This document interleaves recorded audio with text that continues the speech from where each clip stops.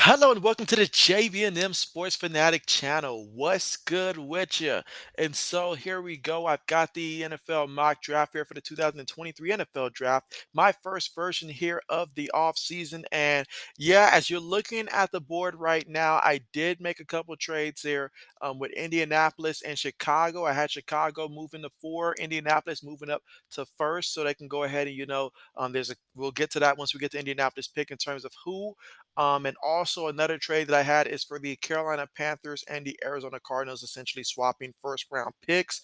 And so I'm just doing the first round here, so no need to worry about all the details and tell. But I believe that those are two positions that will acquire a lot of interest when it comes to trade. So I went ahead and did that.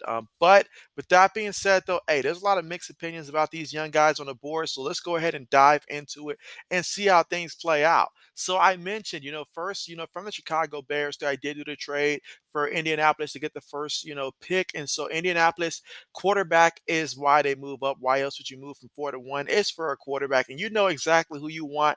And so when I narrow this board down to quarterbacks here, obviously the conversation is Bryce Young, Will Levis, CJ Stroud. And so those are really the three quarterbacks right there to choose from. But for Indianapolis, that quarterback is going to be Bryce Young. You look at what he did at Alabama. He's got composure. He can move. He can stay in the pocket. He can do it all. I mean, the kid, some people even compared him to a smaller version of Mahomes. I'm not going to go that far, but I will say the kid is extremely talented, and Indianapolis trading up for Bryce Young, that would be the right move for them. I know there's concerns about his heights, but I mean, come on now. We've seen short quarterbacks succeed in the NFL before, so I'm not concerned with that at all. And Indianapolis shouldn't be either. So them trading up for Bryce Young would be a W for them. Now, the Houston Texans at number 2. Now, Indianapolis moving ahead of them and drafting the quarterback, I feel like does not alter Houston's plans because I feel like Houston gets the quarterback that they wanted anyways, and that's going to be quarterback CJ Stroud. Now, CJ Stroud, we saw what he did against Georgia. We see the upside there. And for me, I mean, you talk about a guy that can has the tools to make the passes. He is that guy. And so him going to Houston would be great. You definitely going to want to get some pieces to surround him with the talent because we know what he had at Ohio State. But outside of that, I mean, the kid is going to be a star in this league. So I'm pretty high with Houston taking CJ Stroud. I love it. And that's exactly what this franchise needs, a guy like him to be the face of this organization. He comes with a lot of character as well. Now, number 3, Carolina. Carolina traded up for a reason. I promise that reason was not to draft the kicker guy. That that was to get themselves the guy that they wanted at quarterback. And so, obviously, with both CJ Stroud and Bryce Young being off the board, Bryce Young probably would have been the preferred pick here. But Will Levis is a guy that they would be excited about. You bring him in, and so he's someone that maybe the first year you keep a guy like Sam Darnold out there until Will Levis is ready. And with the right proper coaching and scheme in which Frank Wright is the head coach, maybe he can bring it out of him there. But Will Levis is a guy that I do see some potential for. And so Carolina needs a quarterback. They're tired of going, quarterback to quarterback, getting rentals. They want a guy that they can, believe in and rally around and try to install a new culture. So Will Levis, they're hoping will be that guy in this scenario.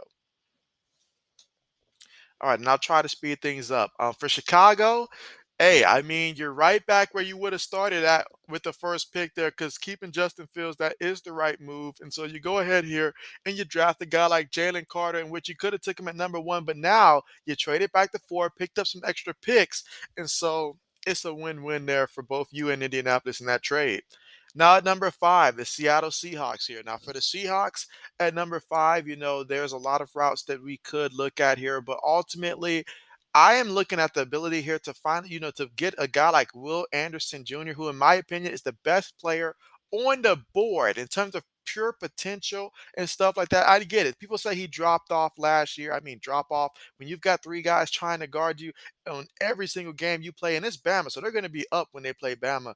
So I'm not concerned at all. And Will Anderson Jr., he's going to go out there and just flat out ball. The Seahawks did a tremendous job last year with their draft. I mean, hats off to them. They did a good job defensively. They got an eye for talent, and getting a guy like Will Anderson Jr., that's going to make some people in Seattle really excited come game day. So I like this a lot for them to have a guy like that coming out the edge. Now, for Detroit, you do have to keep in mind that you have 2 first round picks. And so the option to go cornerback is very, very enticing right here. But looking at the board here, I am thinking I would love to go D tackle here, actually. I would like to get a guy like Elijah can't see, but you see a guy like Tyree Wilson up there on the board. I mean, him going to the opposite side of Hutchinson. That's a great combination there as well. I mean, cornerback though, godly. I had planned on waiting till later to go corner for this team. I think I'm gonna stick to my gut here. I'm gonna go ahead and with Detroit, you get that defensive line, you get that D lineman there because I mean they're so rare, and so you get a guy like that in the middle. You got another first round pick coming up there, and so improving this defense is definitely the task here this offseason. The offense is tremendous. The defense has got to catch up to speed. So getting a guy like that in the middle, that's going to be a game changer for Detroit and help bolster that defensive line as they continue to improve. Now for the Raiders here. And so we're going to go back to the quarterback board here. And so a guy like Anthony Richardson will not be the selection here for the Raiders. And so I don't believe that at all. But what they will do in this scenario is I could see them taking a guy like maybe Brian Branch here, help out that secondary. When you're in a division where you've got Mahomes, you've got Justin Herbert, you've got guys like that, I could totally see them getting a safety. And that's the pick I believe I'm going to go here. Brian Branch, safety from Alabama for the Raiders here. All right, so here we've got the Atlanta Falcons here, and so some options are on the board here. Some real good options here. I could very well see them going edge or corner here, and I'm down to Tyree Wilson, in which I honestly did not think Tyree was going to be this low, or going cornerback here. So I'm thinking that for them. We'll go ahead and go cornerback here. We're going to go cornerback, get someone to go on the second side here. And I like Christian Gonzalez. I do like Christian Gonzalez here. I mean, you got some size there at 6'2". I mean, he's got all the tools you're looking for at cornerback. So a guy like Christian Gonzalez, I can see that being a selection there for the Falcons. All right, Arizona Cardinals here on the board. Now for Arizona, we will go ahead and go edge here. So Tyree Wilson, too good to pass on there. So you were able to trade back, and you still got a guy that honestly would have been taken, early on that board if not for these trades. And so I like that a lot for the Arizona Cardinals there. You get an edge rusher like him. That's great. All right, so now for the Eagles, another team that has multiple picks here in the first round. And so you have a chance there to bolster that offensive line. I know that a lot of guys, on this offensive line and just on this team in general, you're going to be losing to free agents here. But I think for me, it comes down to when you're thinking offensive line, Paris Johnson Jr. I mean, the size that he has and his potential. So I feel like that would be a good fit there for the Eagles if they went ahead and took Paris Johnson Jr. Now for the Tennessee Titans here, you got an opportunity to either go offensive line here. If not offensive line, you can go wide receiver. I feel like those are the two choices here.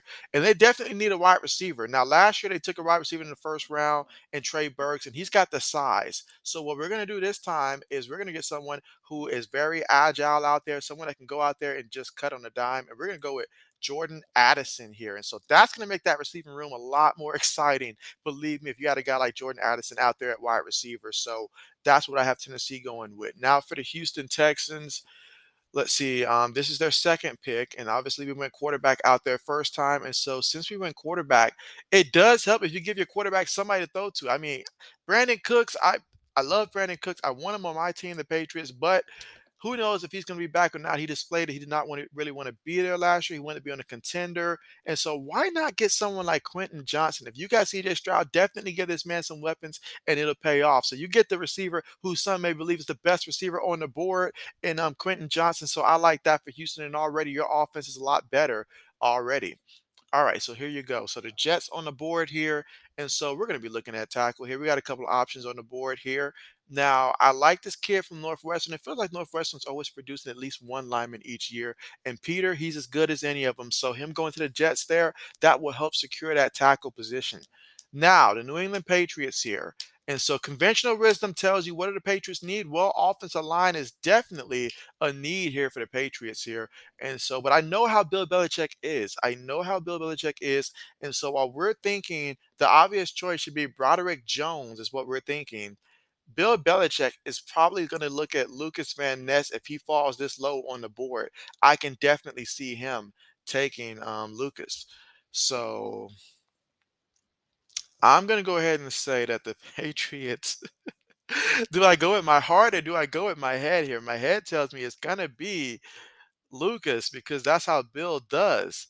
Um, I'm gonna go ahead and say the Patriots go ahead and I mean the offensive line is a need. It is definitely a need here. So we're gonna go ahead and I'm gonna say that he's gonna go ahead and take Jones as much as he wants to take Ness. Jones is just too good to pass on right here at 14. So I'll go ahead and say that we take Jones here for the Patriots and continue to work on that offensive line. All right, so the Packers here on the clock, and I know exactly where the Packers should go here. So Jackson Smith and Jigba, he is someone that at the college level, he looked like a star. He played like a star. Again, 2 years ago, because last year he barely played due to injuries. But a guy like Jackson Smith and Jigma, with what Green Bay already has at wide receiver, they've got your two receivers outside. So you put Jackson in the slot. In order for him to excel, he's got to be receiver number three. I feel like I don't feel like he's a receiver number one in this league. I don't. Receiver number two, maybe not yet. Maybe he can become that. But if you put him at receiver number three, I feel like he can dominate in that role. So that would be a great pick there for the Packers. And so Aaron Rodgers coming out of his dark retreat, and he's gonna be very happy if he has Jackson Smith and Jigma there as his third option. All right, so Washington here on the board. So with Washington on the board, I know that they're saying that Sam Howell is that dude for them. He's the guy that they want. That's what they're saying. But do we believe it? I mean, you got to believe. Do you believe in Anthony Richardson? That's the question there. And I feel like, with Eric Bieniemy coming in there, oh man, this is gonna be real tough here. I mean, they want to believe in Sam Howell. They really do like Sam Howell here, and so that's my hesitation is that they do like him. Do you believe in Anthony Richardson? If I'm the GM, no. And so with that being the case, looking at the board right now, I would probably, you know what? I'm thinking that I'm thinking you go ahead and take that quarterback. I mean, I can't do it. Sam Howell there. I mean, at least let the kid, compete or something. But Anthony Richardson, go there. Now, if you believe in the kid, yes, I necessarily may not, but I know that there are people that do believe in him, so I will not be biased when it comes to this. So I'll go Anthony Richardson here. All right, so now the Steelers on the clock, and so I know exactly what to do for this one. And so everybody loves a feel-good story. You got Joey Porter Jr. Obviously, his father played for the Pittsburgh Steelers. There's lots of connections there. The Steelers, they can use a cornerback here, and so they end up taking my man Devon Witherspoon instead. That's right. Sorry, got to use your head, not your heart in this scenario here, and that would be the right decision for the Pittsburgh Steelers. Although the fan base would rally around Joey Porter Jr. down there for the Steelers, but Devon Witherspoon is the better cornerback, and quite frankly, the fact that he's still on the board, that would be a surprise as well. Now Detroit on the clock, and Detroit, they would not mind taking Joey Porter Jr. off the board here. I mean, I would love that for Detroit. That would be an excellent pick for them. And so now we've got the Buccaneers here on the board, and for Tampa Bay, we're gonna take a look at tight end here. So yeah, so we go ahead and take tight end here to kid Dalton from Utah. And so, I mean, that tight end position there for Tampa Bay was abysmal. So they certainly can upgrade that position there, taking the best tight end off the board.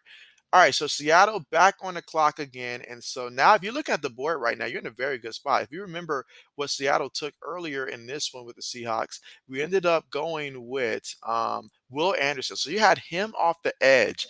And so now you get a chance to go ahead and add Brian Breeze there inside as well. That defensive line is going to be looking fierce this upcoming season. I promise you that much.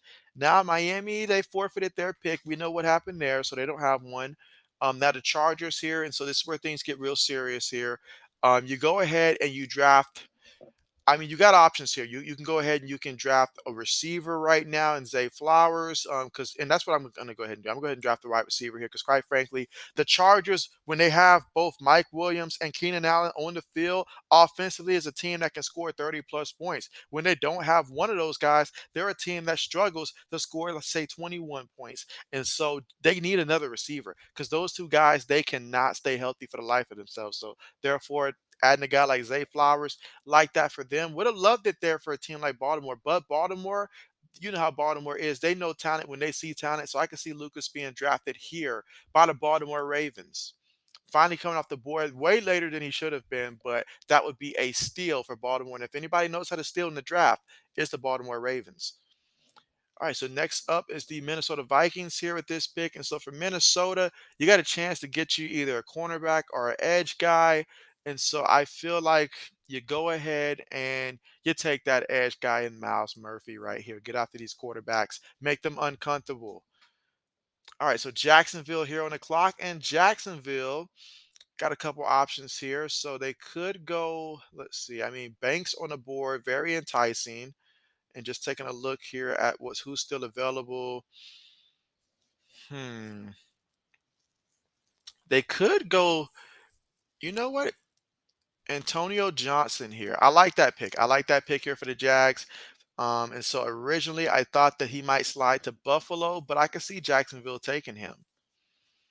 All right, so next is the Giants here. And so for the Giants, let's take a look here at the board at receiver. So you got a couple receivers here that you could look at, but I like them better in the second round. But at tight end, Michael Mayer, you think back to when the Giants were like the Giants of old, then I mean, I remember when they had Jeremy Shockey out there at tight end. I mean, they've already got Daniel Jones, who seems to be ascending now. You've got Saquon Barkley in the backfield. So you add another guy in a tight end who could be that pass catcher, that run blocker, all of that. He can be a star in this league. I really like Michael Mayer there. And so the Giants would end up taking a great tight end. So two tight ends going in the first round. I know that would be insane, but hey, I like it. I like it. All right, so Dallas here. So Dallas is another team here that could really swing the board one way or another in terms of what they intend on doing. But I feel like given their running back situation there, I mean, you got Tony Pollard coming off his injury. You got Zeke. I mean, will he take the pay cut? Will he not? I mean, either way, you go ahead and get a guy like Bijah Robinson there, and that's going to provide a spark there. We saw what the Cowboys looked like once Tony Pollard went down against the Eagles, and it was not good. I mean, it's a lot of pressure on Dak, and if you're going to win those big games, you may need a guy like Bijah Robinson. And I know running backs in the first round, people don't like it anymore, but Bijah Robinson is a star. So I'll make that exception just for him and send him to the star, the big star down there in Dallas. All right, so Buffalo here on the clock. So now Buffalo, I mean, let's take a look and just see how's the safety board looking. Yeah, we're not going safety, that's for sure. So let us look at who's on the board offensive line wise. And so, all right, so these are the three positions that I am going to look at here. So we got some choices here, but I do like for them Osiris Terrence. I'm sorry, Torrance for the Florida Gators here. Again, I would have had them going safety had I not sent Antonio Johnson to the Jaguars here. So yeah, that's a good pickup there for Buffalo considering what's on the board. All right, so for the Bengals here on the clock, Banks gets selected. That is a quick and easy one here. All right, so for the Saints, Andre Carter the second, we will send him to the Saints. Now for the Eagles here, and so early on we went ahead and let's see, in terms of who we selected earlier for the Eagles, yeah, we took Paris Johnson at tackle earlier. So we worked on the offensive line earlier. So now we're going to go ahead and work on that defensive line here. We're going to get Nolan Smith.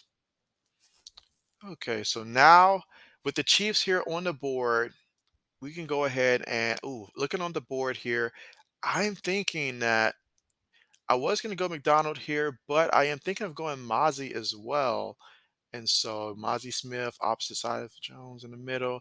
I mean, there's some options here that you can go with either way, but I think I'm going to go ahead and go with Mozzie Smith. Got to do it. Got to do it. All right, so there you go. That is my mock draft finalized there. And so again, it's my first time going through it this season, and so yeah, so as you can see, obviously with the trades there, Indianapolis trading up, getting Bryce Young, Houston, CJ Stroud, and then Carolina being at 3 for Will Levis, and then Chicago getting Jalen Carter, who they originally would have gotten at the first. So if you're a Bears fan, you would have been thrilled about that. And then the Seahawks getting Will Anderson Jr. Hey, you would have loved that. And so Detroit, Kalijah Cansey, I did that based upon how I thought the board was going to play out. You go ahead and get that defense, that D lineman here, because there's just, not too many D linemen that you'll take early on, at least in the first round. Cornerback was going to be there later on, and they did get Joey Porter Jr. with that second first. And so looking at the board here, yeah, absolutely love it. Love it there. But hey, I want to hear what do you guys think? Give me a draft grade there. What did you like about it? What would you have done differently? And remember, I mean, hey, it was my first crack at it this off season. So try not to be too harsh there. We all got different opinions on different players. And hey, that's what the draft is. You never know until you know. But thank you guys so much for joining. Be sure to leave a like and also subscribe to the channel if you're not subscribed already. And until next video, see you guys next time.